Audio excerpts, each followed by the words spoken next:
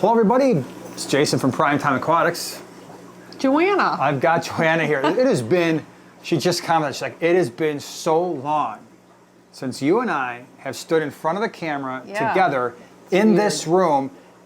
And this is the first time we've been doing this for a long time because, as you know, if you haven't seen it, I'll put the video in the upper right hand corner, but this fish room is getting transformed back into a fish room. It's been a quarantine fish room now for a long time, longer than I think we would have wanted it, but we're out of the swap business, and so it's time to get the fish room back. And the first thing we have to do, this guy. Yeah. Strategically, there's a reason for that, because there are two 20-gallon tanks that we no longer want in the fish room that are housing some of the most awesome fish. I'm going to show you in a second, but they're going to go in here. Now, don't expect some massive, super reconstruction, awesome aquascape here. We've got a ton of plants that we just picked up from a green water swap. Maybe some wood, but we're not emptying this tank out. So if the wood doesn't float, or if the wood floats, it's just gonna be like, all right, we've got this wood, we've got these rocks, we might add a few more rocks, a bunch more plants, but the star of the show is going to be the fish. So let's get started. What do you say? It's to be his style scape, like done in 10 minutes. Oh, this is gonna be quick. All right, let's do it. All right, so here's a close-up and personal view of this tank that had the Vieja. Vieja are in that tank that you can't really see right now, but there are some fish still in here, one of which is a leaf tinapoma, which is back behind that rock. The other is the Raphael cat, which that's his home. He likes to stay in there. Oldest fish we have in the fish room. There's a mystery fish that Joanna noticed right there. That is not one of the plecos I thought it was. I have no idea what that is, but we'll figure that out eventually. Right now, this tank has, well, one functioning sponge filter, one where the hose is up there and not connected, a broken Seachem Tidal 110 with a piece of it right there that is coming out, and we have some black sand, black background, a little bit of rocks, a little bit of wood. We're going to kind of sort of fix that up. Let me show you the fish that are going in this tank. So this is one of our best looking tanks. No, it's the ugliest tank ever. It used to have a background on it. Well, these are the fish. These are Zacco platypus. They are from China. They are a stream fish that are going to get like 6 or 7 inches. And we've had these in the fish room now for about 3 months. We were going to bring them to swaps, and then we decided to keep them because they're amazing. And we have another tank full of them, and they're going to go in that 125. But first we got to fix it up a little bit. These are awesome fish, very hard to find. They're not usually fish you're just going to see right at the pet store, like, oh yeah, let's go ahead and pick these up. And they're kind of expensive right now when you do find them. So they deserve a giant tank of their own. These are going to be the centerpiece fish.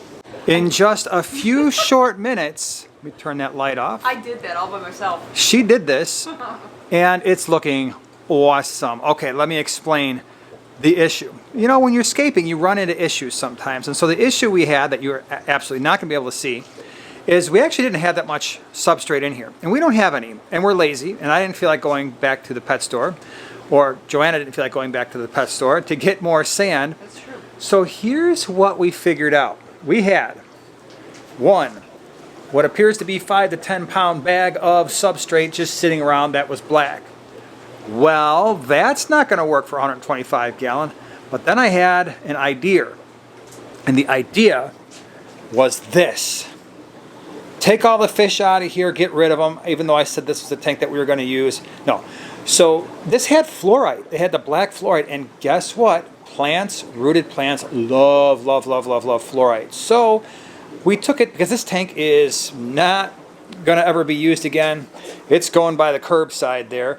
And I'm like, well, I'd hate to waste that substrate. It is black, and it is basically filled with nutrients, and so let's put it in here along with the new substrate, and we've got a situation going on. A situation kind of like this. Looking good, right, for a brand new scape. However, we have the secret weapon. And the secret weapon, you cannot see, barely, is that bad boy. That is the Shark Pro. And we're going to give that thing a couple of hours, and then what it's going to do, hopefully, is clear this up at least enough so that we can, I don't know, see what the heck it is that we're doing when we're trying to plant plants and scape things and all that kind of stuff. So the timeout is going to be called here for a little bit, and we're going to let this clear up. Okay, so we've made progress. We didn't have to wait the couple hours that Shark Pro was already starting to clear things up. I did gravel vac a little bit of the stuff off, did like a 15% water change.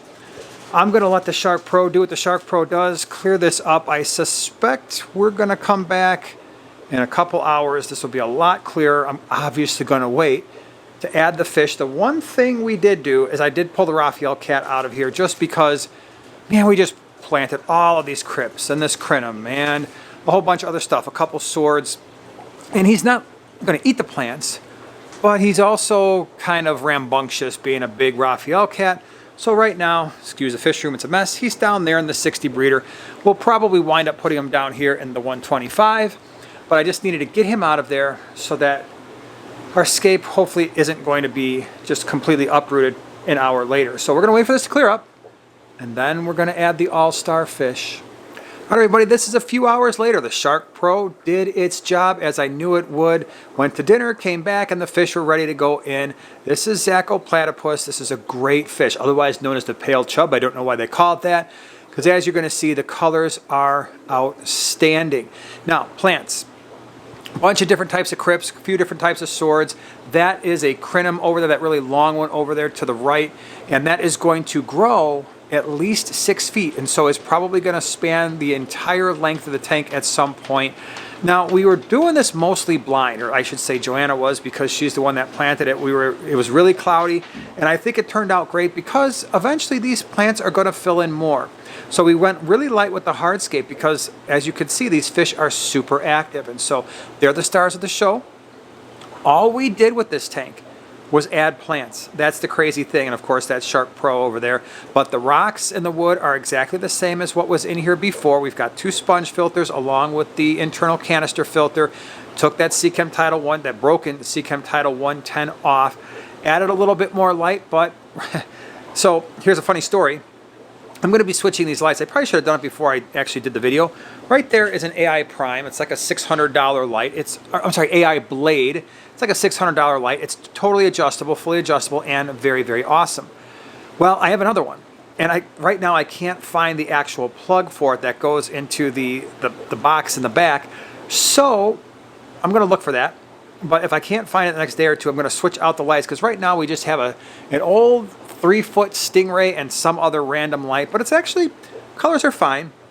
But I'm going to put the AI Blade on there for sure if I can't find the plug. But I'll dig around and find it. So this is, I'll get you a little bit closer up here to these Zacco platypus. These are awesome. Like I said, I brought these in like, I don't know, 3.5 months ago, thinking I would sell them at swaps. It was a rare fish, and I actually had them on the website, and nobody bought them.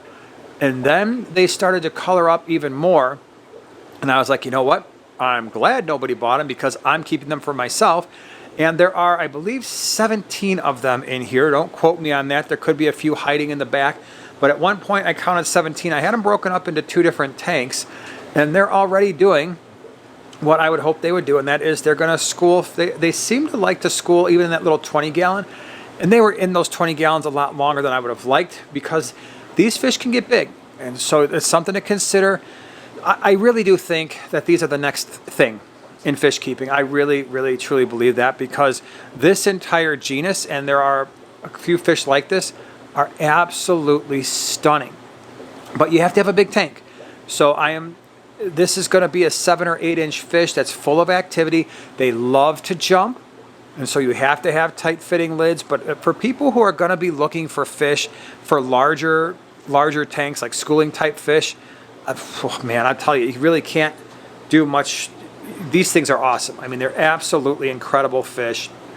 They do like cooler water, and they do like some flow, and that's another reason why I added that Shark Pro in here, because, well, we've got the flow now. And in terms of the cooler water, I say that they like it, but they don't need it. So we've been keeping them in our fish room. As most of you know, most of our tanks are in the upper 70s. They've been just fine there. They eat like crazy. If you're interested in like a full species profile, maybe leave that in the comments section below. Let me know. I might wait a couple of months just because I want them to get a lot larger before I really start showing them off. But they've only been in this tank for 30, 45 minutes. And they're already starting to show amazing color.